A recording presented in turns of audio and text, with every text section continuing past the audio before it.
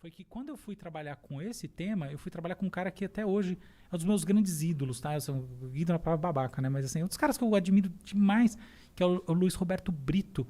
Ele era o diretor do ICB, é um grande cientista médico genial lá da USP. E eu fiquei na USP o tempo todo, até o fim do pós-doc. E, enfim, e ele é um cara que, assim, me deu muita liberdade. Ele tinha um laboratório sério de neurociência. Ele tem, né? Ele é líder, né? Não é que ele tem. E ele era muito sério, assim, muito... O laboratório era um laboratório de visão molecular, era um negócio, assim, muito, muito bom, muito técnico. O programa era um programa absolutamente técnico e sério em neurociências. Então, nessa, eu entrei num lance de fazer neurociências de verdade ali. E foi ali que eu entrei em contato, por exemplo, com software, com programação, para programar experimento, tá? Então não foi um negócio que, de onde que surgia, não, é assim, tipo, vamos criar paradigmas sérios. Isso faz muitos anos, tá? 2006, né? Nem tantos anos, um pouquinho, mas já faz um tempinho. Eu comecei o doutorado em 2006, 2006, isso aí. Então ali eu fui trabalhar com isso. E o engraçado foi que no meio do caminho, beleza, então eu passei por essa experiência toda, e quando de construção, de pensamento, de entender neurociências a sério, eu lembro que assim, eu estudei para a prova o Candelzão, que é um livro de mais de 1000 páginas de neurociência, eu decorei ele inteiro. Então assim, houve um momento da minha vida que eu soube realmente qualquer coisa de neurociências básica entre 40 aspas, qualquer área de neurociência sobre qualquer coisa, qualquer circuito, qualquer reação química do cérebro, eu sabia tudo. Hoje eu esqueci uma parte, mas realmente eu levei isso a sério de verdade.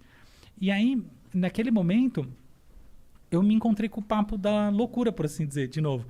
Porque eu achei que, na hora que eu fiz essa imersão, que legal mesmo seria entender o que é a contrapartida a essa racionalidade decisória. E o meu doutorado, ele apresenta uma nova tese, uma nova teoria sobre a intuição decisória e um conjunto de experimentos para provar a teoria, para tentar validar a teoria. É a única, que eu saiba, já criada no Brasil, e é realmente uma das teorias que estão aí, sabe, nesse mercado de ideias sobre processo decisório. Então, o que é essa... Qual que é a teoria? Você consegue explicar mais ou menos? Eu sei que é complexo. Consigo. Não é. Eu consigo. É que assim, eu só vou fazer uma ressalva, que é a seguinte.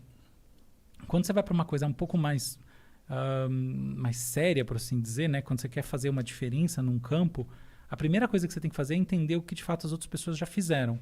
Então, a consequência disso é que a abrangência daquilo que você faz acaba sendo menor. Quando alguém fala assim, eu criei uma nova teoria da tomada de decisão, tenha certeza que é superficial. Ou esse sujeito tem 70 anos e uma trajetória e ele talvez ganhou um Nobel, vai ganhar, sei lá, ou é superficial. Tá? Então, é uma parte pequena que você pode acrescentar em alguma coisa e ainda ter alguma seriedade e relevância. E essa não é sobre a intuição em si, mas é sobre o seguinte. Muitas vezes, a gente se aproxima de um processo decisório quase que inclinados, quase que magnetizados por uma das opções. Existem 2 caras muito famosos nessa área. Um deles é o Daniel Kahneman, que ganhou o Nobel, que é um psicólogo que ganhou o Nobel de Economia. Outro é o Amos Tversky, que era parceiro dele, só não ganhou o Nobel porque morreu, que definiram isso à luz de um conceito muito famoso, que é uma dupla de conceitos, que é sistema 1 e sistema 2. Então você tem um primeiro processo de filtragem das opções, tá bom? Assim, isso aqui não interessa, tipo, vai jogar xadrez, vai jogar qualquer coisa, dama. Tem um monte de movimentos que você poderia fazer que você elimina do seu campo de considerações de maneira instantânea, porque é tão ruim, os movimentos seriam tão ruins que você já corta fora. Então esses não contam. Tá Mas bom? Eles são ruins perante a que lógica? Uma lógica racional? Exatamente. A gente fala assim que a utilidade esperada, o retorno esperado do movimento é uma merda, tá? Então você não vai jogar essa... Tem 4, 5 jogadas... Como é que um grão-mestre faz para jogar xadrez? Se ele for considerar todas as jogadas a cada momento, você tem mais movimentos num tabuleiro de xadrez do que átomos no planeta, tá? Sim. Então, se ele for considerar tudo isso, obviamente dá overload no cérebro, impossível, não vai jogar nunca. Sim. Então, assim, 99% dos movimentos são desconsiderados de início. Inconscientemente. Inconscientemente. Você, entendeu? Então, você foca em alguns bons. Esse é o brilhantismo do cérebro humano, e quando alguém quiser discutir a racionalidade intrínseca e você quiser dar razão para a pessoa, pense nisso. De fato, tem um framework que você é inteligente e pronto, por natureza. Então, beleza. Aí você olhou para algumas coisas e você eliminou muitas outras. Essas que te atraem naturalmente, elas te atraem porque elas têm pistas, por assim dizer, que são de relevância intrínseca para você. Você já... Sistema 1, o que quer dizer você fazer uma decisão de sistema 1? É que você imediatamente vai naquilo que tem sentido para você. Tipo assim, Tuta, tem essas 2 tacinhas. Ah, pega aí uma aí pra você tomar. Você não sabe o que é. Tipo aquele do Indiana Jones, que o cara... Sabe aquela cena maravilhosa que ele escolhe qual que é o cálice? Aquilo é brilhante, né?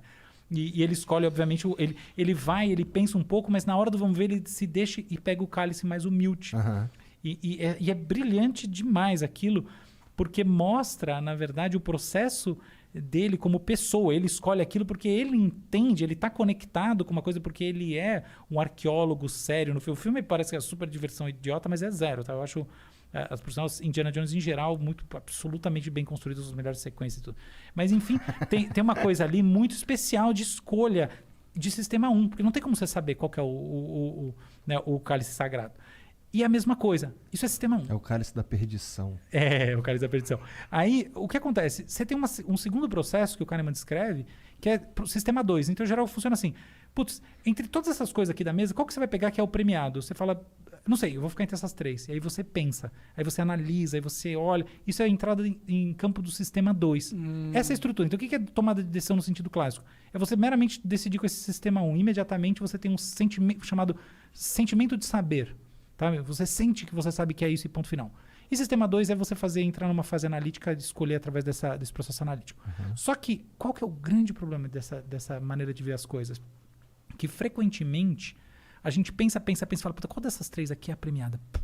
E você chega à indecidibilidade. Por isso que eu brinquei com você lá atrás. Eu entrei no campo da tomada de decisão como procrastinador crônico, porque tem um fundinho de verdade. Que é o seguinte, eu não compro essa ideia de que é verdade que você vai lá, analisa e chega à decisão. Mentira. Ou melhor, falso. Muitas vezes você pensa e você termina na indecidibilidade. Por quê? Porque a decisão é sob incerteza, não é sob risco. Risco por exemplo, uma chance é o acaso de maneira conhecida. Então, 30% e tal, 20%, 40%. Pois eu vou em 20% de chance de erro, porque é menor o erro, é decisão racional escolher esse copo aqui. Mas, quando é incerteza, eu não consigo dizer qual que é o risco, eu tenho que chutar. Eu tenho que ter alguma coisa. O que acontece? Muitas vezes, a gente termina na indecidibilidade a partir da racionalidade. Só que, às vezes, a gente está nisso, e aí a gente para, e de repente a gente tem um feeling, e a gente escolhe. Então, é um sistema 3. E o que eu fiz nesse campo foi trazer o sistema 3 e a descrição de como ele funciona. Por que existe uma intuição pós-analítica que leva a gente a escolher de maneira muito mais baseada no feeling do que na racionalidade, mas ela só surge quando a gente se esforçou para decidir racionalmente e não chegou lá. E a resposta para isso é a seguinte. Pensa no termômetro, tá? O termômetro tem a temperatura, você está entre 36 e 37. Na verdade, tem eu posso fazer infinitas divisões entre 36 e 37. Então, essa lógica da coisa contínua, que eu não posso precisar onde ela está, é chamada lógica Fuse, tá? Então, eu tenho assim o termômetrozinho. O que acontece é que as palavras e as imagens mentais são tudo ou nada, né? Ou você tem isso ou você não tem aquilo. Ou esse é o certo ou aquele é o certo. Ou blá, blá, blá. Tipo, você vai escolher que profissão, ou você vai escolher qual desses estúdios nós vamos alugar para botar o flow. Entendeu? Aí chega uma hora que você não consegue, do ponto de vista racional, dizer qual que é a sua escolha. Dá 33% de todas as escolhas. Você tá lá, exatamente, você tá meio empatado do ponto de vista das visões. Você fala, esse aqui tem isso, esse outro tem isso, puta, sei lá. Só que enquanto você tá quebrando a cabeça tentando, o que acontece é que as emoções, ou na verdade não emoções, o sentimento funciona como uma lógica Fuse, um termômetro. Então o que acontece, o truque da intuição do sistema 3 é que num determinado momento você desiste de tentar mentalizar o objeto e decidir a partir dele. E quando você faz isso, há um truque cognitivo que acontece dentro de você, que você se volta para esse termômetrozinho do afeto que ficou fazendo uma medida paralela enquanto você tentava resolver a coisa de maneira racional e não conseguia.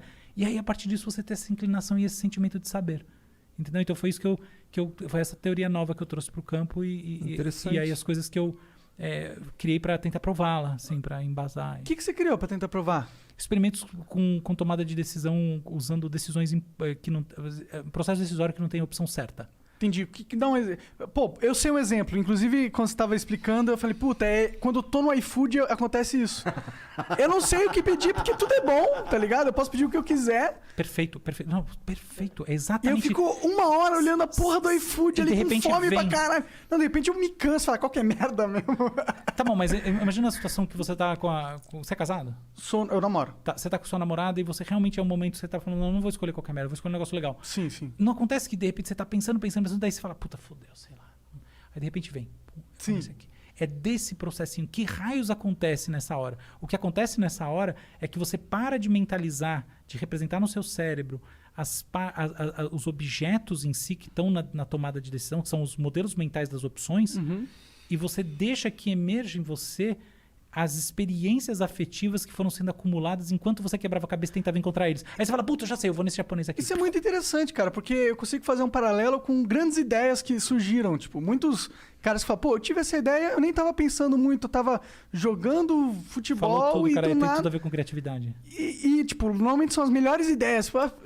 As melhores ideias surgem do nada, assim, surgem quando você não tá buscando elas. Mas aí você argumenta, surgem depois de você já ter passado um tempo buscando elas e não encontrando. Muito legal, Monark, é exatamente isso. Entendi. Genial, cara. É isso mesmo.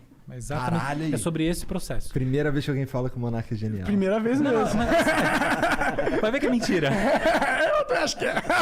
Não, mas essa foi uma sacada muito legal. Sim. Foi uma sacada muito perspicaz. Eu tô tentando entender o que você tá falando. Acho que mais. Você trouxe um novo capítulo e é muito verdadeiro. Porque, em geral, a gente tá falando de decisão. Mas isso que eu tô... Na verdade, eu já... fui nessa sua linha no passado, que assim, não se aplica só a decisão, tá? Como é que depois a gente quebra... Por que é importante quebrar a cabeça? Não, assim, as pessoas falam pra mim, poxa, qual que é o valor da tomada de decisão intuitiva, né? Porque como eu produzi muita coisa em intuição, eu falava, o cara vai dizer que intuição é ótimo. Eu falei, é você dormir tranquilo, entendeu? Você achar que você escolheu bem, só que a intuição não vai te fazer escolher bem nada, entendeu? Não tem isso. A intuição é simplesmente um sentimento de saber que te dá uma calma, uma segurança de que sua escolha foi melhor. Não é isso que está em jogo. A questão é, quando você passa pelo processo todo e você se esforça, e fica alguma coisa em você. E essa coisa, o conhecimento das coisas, a relação com os objetos, o viver o mundo, te traz experiências que essas sim podem ser intuitivas. Tem muito a ver, por exemplo, com música, né? Sabe, músico de jazz, toca.